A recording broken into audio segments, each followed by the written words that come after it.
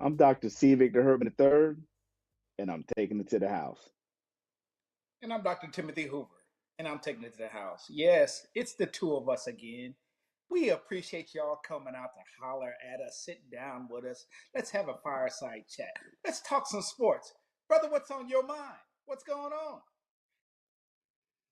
Well, first, I have to say, as you all see me donning my purple and gold, I have to say a happy Founders Day to the men of Omega Psi Phi Fraternity Incorporated. 113 years.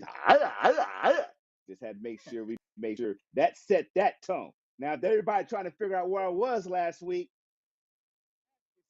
November 17th, 1911, trying to take care of some business. But while I was taking care of some business, while I was taking care of some business, there's a thing that happened while we are out and about in the sports world. And I can tell you, I know we're going to get into it later on today. I had to take my own little moratorium. I was not in the right place, no right mental frame of mind to talk about how my Ravens peed in the bed the other day. But I know we'll get to that later in the day. But I'm very excited to be back with the crew and see all our fans today. And much love always. What's going on? What's going on? Because you held it down last week.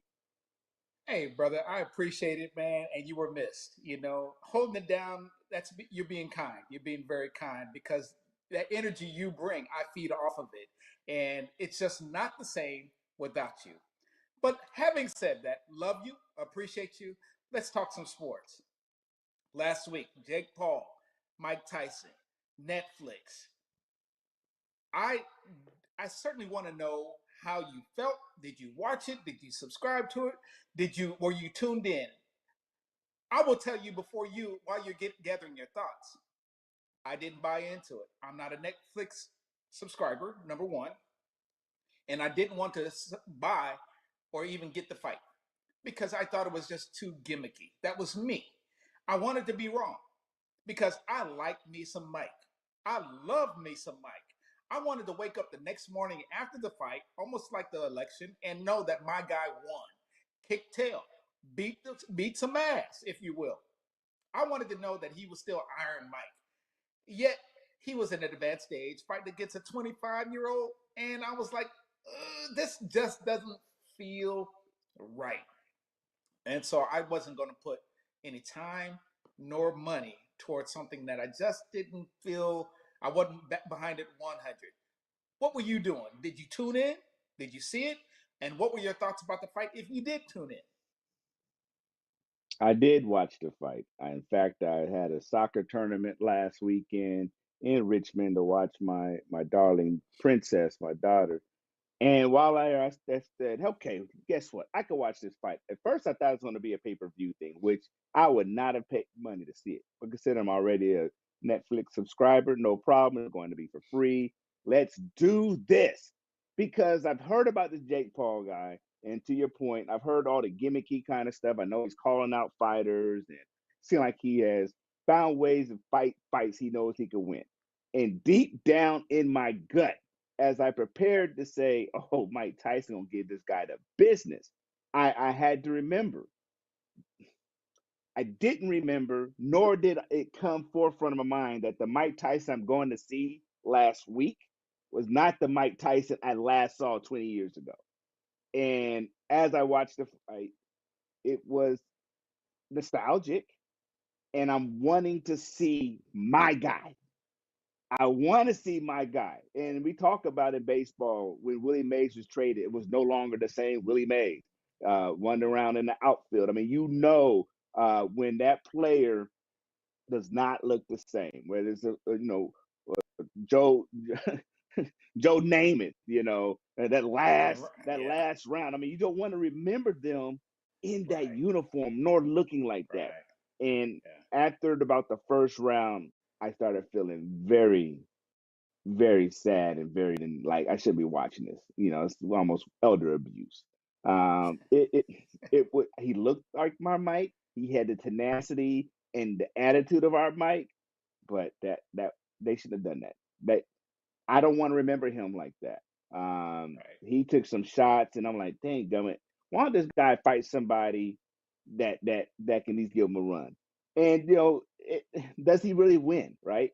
You fight a man that's almost 60. So wait, what did you prove? he had a lot more to lose than gain. So you win the fight, guess what? The dude's 60 years old. If you lost the fight, guess what? You got beat by a guy that's 60 years old. So it was hard to watch. I did watch it, and it was a late night. I mean, East Coast time. It didn't come on till almost 1 o'clock in the morning. I mean, Mm, it was drawn out, and so it okay. was a long from that part, and then Netflix. Just this next part, if Netflix can't handle a cheesy boxing fight, how the heck are they going to handle NFL on Christmas? Don't do that. Yes.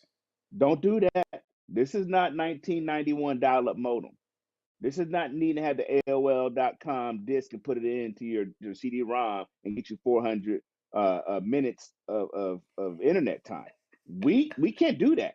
Do not mess with my football. Don't mess with my football. So that right there really pissed me off, to tell you the truth. Probably more so than a fight. And that is my bone of contention, not the fight itself. And yeah, I'm disappointed. Here, saw the highlights and saw the performance of Mike Tyson, and so I just was just a shadow of himself. Gimmicky fight still, in my opinion. And you said who won? Well, when you can win 20 million, 30 million, 40 million, or whatever Netflix promoted the fight, everybody won but the fan. Everybody else won but the fan. Marketing, Jake Paul and Mike Tyson, they won, but they just didn't give me a good product. But Netflix, you're right. You paid 75 million to run these Christmas games for the next 3 years, and then you're not going to be able to perform. You have a network issue. You can't stream. You can't show the product. You got a problem because the NFL is the cash king. Okay, and there are more NFL fans than there are boxing fans, and you're going to have to produce. You cannot show up like you did for the boxing match. So and or you're going to lose some customers. It's that simple. So Netflix, you're on notice. If you can't do a promotional venue, you got a problem. So you're on trial. You're gonna be watched. You're gonna have to perform on Christmas Day. And that's my bone of contention, not the fight itself. Netflix, get it together. Get it right. Well, if Netflix needs to get it together, I tell you this, they need to start looking for sponsorships from Viagra, Cialis, or any other ED medication because they can't perform.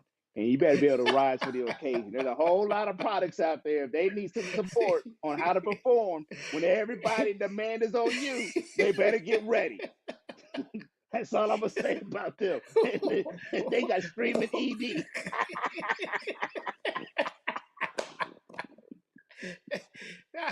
I love that. Good take. Bruh, can you laugh through the Ravens and Steelers? Okay, I know I'm you're in in a a better jovial place. mood. can, can you tell me, man, what the heck happened? Steelers did not score a touchdown. Steelers kicked Yeah. field goals and still won. We had talked about Ravens, man. They're all that in a bag of chips. This is their year. They're gonna outshine. They're gonna perform. They're gonna do very well. We're pulling on the coattails of Lamar. We got two trained back there, Derrick Henry, and all we got to do is run the damn ball.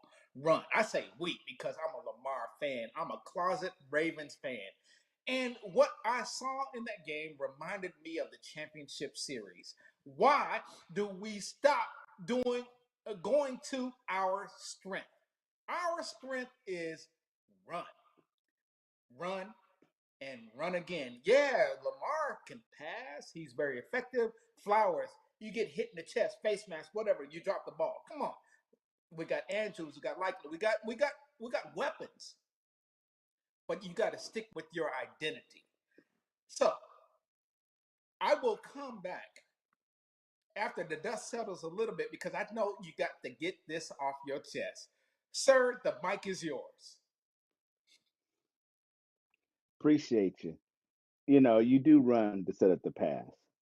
And when I see a game where they're able to score field goals and beat us because we scored 2 touchdowns, it reminds me when we used to play Madden against my dad. We would do the things that were so cheesy. just because we knew we can get them. We would stop at the 30-yard line and go and do something crazy for 3 yards, for 3 downs, and then just kick a field goal just to say we can. Then we'll run all the way back 60 yards backwards, throw the ball. He's mad. He's trying to start a defense. That's what it reminded me of. Like, are we serious? We got a defense that can stop these guys. We did not get to turn Russell Wilson into the Russell Wilson pumpkin he is. And we let these jokers come let these jokers kick field goals, man. I mean, it's asinine. I am in a tournament, soccer tournament, and I am one hand is recording the game, recording my daughter's game. The other is trying to watch the scores. Now, there's one or two things that can't happen. I can't record the game and I can't watch the score at the same time because I'm recording the game with my cell phone. So I want my daughter to do great. And as she's in the game and she's playing the whole game, it's like, oh man, what's going on? And you can't record my voice on the video, but I'm like, okay, I need to find out what's going on. So she finally gets a break. And I look what's going on in this game and said, what is going on? Justin Tucker missing field goals? What? Wait a minute. Are you serious? So it's not even about our defense finally shows up against the most important game of the season. Any division games. Now we're 0-2. We lost against the Cleveland Browns and the Pittsburgh Steelers in the division, and we beat the Bengals twice. You still don't know who they are. So we're 2-2 in the division. But the two teams, at least the one particular team, is supposed to beat. Like, this division belongs to Pittsburgh and Baltimore. And to have Justin Tucker not show up, that's a kick in the sticks. Have our defense finally show up, who's been a liability all year, show up, and then the offense puts 2 touchdowns on. Man, oh my goodness, I was so sick. And what I'm upset about is we know the run sets up the pass.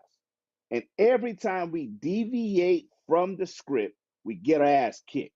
We did it against Kansas City in the AFC Championship game. We did it against Kansas City the first game of the season. We did it against the Raiders. And we did it against the doggone Pittsburgh Steelers. That's 4 losses right there. That when we lose the blueprint of running the doggone ball, we lose. How does Derrick Henry get 13 carries for 65 yards?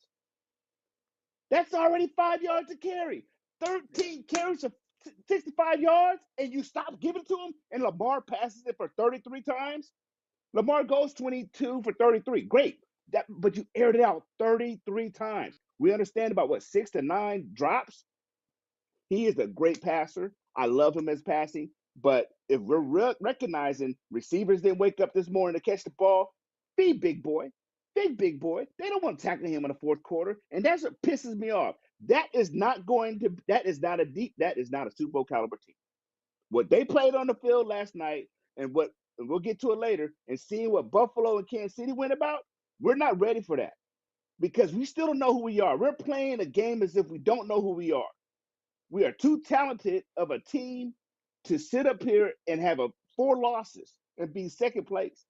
And you get to a point we've outscored teams every week, and then you score 16 points. Oh Yeah. man, yeah. I'm in a lot better place than I was last week. But I am pissed off. Thank you for giving me a chance to rant because that was I had to eat a lot of crow.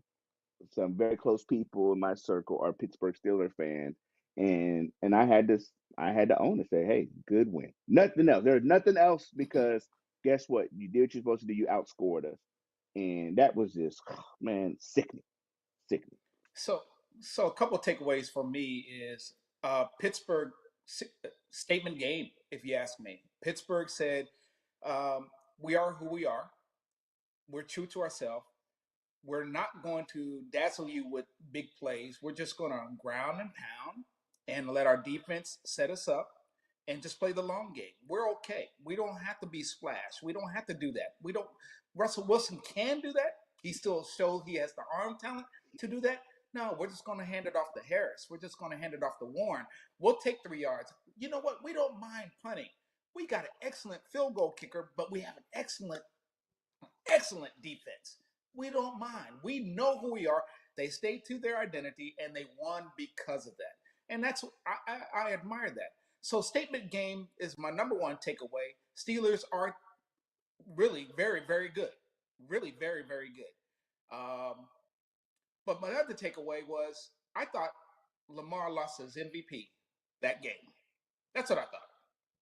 I thought an MVP is to overcome those kinds of moments when your kicker doesn't want to show up and or you get bad position when your receivers don't want to show up. Then you go to your war horse. You go to Derrick Henry and you say, guess what? It's just me and you, partner. If no one else has showed up, with the exception of the defense. Let's run them. Let's run them. Let's run them. I know what the OC is called. I know what they want us to do. I know down and distance. I know all that. But you, in the fourth quarter, they're not going to want to tackle you. Stay true to that. When people don't show up, the quarterback, you had the final say. Before the ball is snapped, Lamar, you had the final say. And I feel you failed that game.